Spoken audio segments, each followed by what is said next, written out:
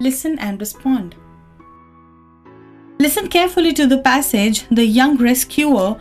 Your teacher will play or read and then respond to the questions in the response sheet. The young rescuer. If one is powerful, a single person can make a huge difference in the world. The longest journey begins with a single step. One morning, Sandeep happened to read a small article about a 12-year-old boy Bholu who lost his eyes. He lost his eyes because of working in hazardous conditions. He and his 8-year-old brother had been working in one of the glass factories at Firozabad. Sandeep's heart wrenched and he could not believe that child labor is still prevalent in the modern world. Aged 12 himself, he felt shocked thinking about Bholu's life. Bholu and his brother had never been to school, nor did they have the freedom of living a normal childhood.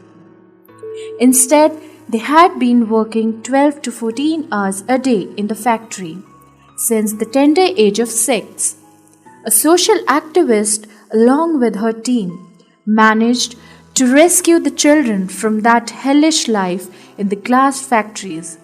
But there are thousands of children around the world who are forced to live behind their childhood and suffer for almost an entire lifetime. Sandeep decided to take the first step towards making a difference. He shared his intentions with his elder brother Rohit. Rohit was proud of his younger brother.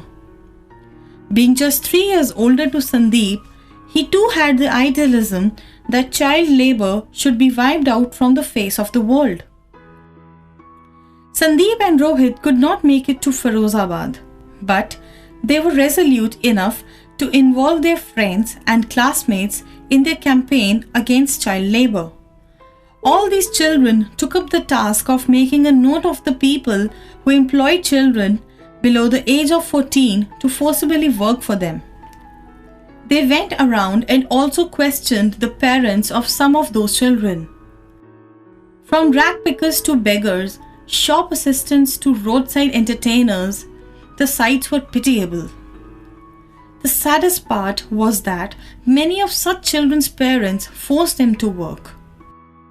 Soon, Sandeep and his team began contacting the local police officers, social activists, and they also wrote articles and posted those on the internet. They took the initiative to visit the nearby slum areas, meet vegetable vendors, and talked with the families about their joys and hopes, about their fears and hardships. The response was remarkable, though it came with a price. While many other children at their respective schools spread the word and joined the campaign, some adults could not cope up with the fact that young children were going about telling adults what to do and what not to. However, these children managed to raise enough money, from small donations coming from classrooms, to help fund the cause of educating their less fortunate friends. Sandeep is now a dedicated activist for children's rights. He aims at teaching leadership skills and empowering children in India to fight for their rights.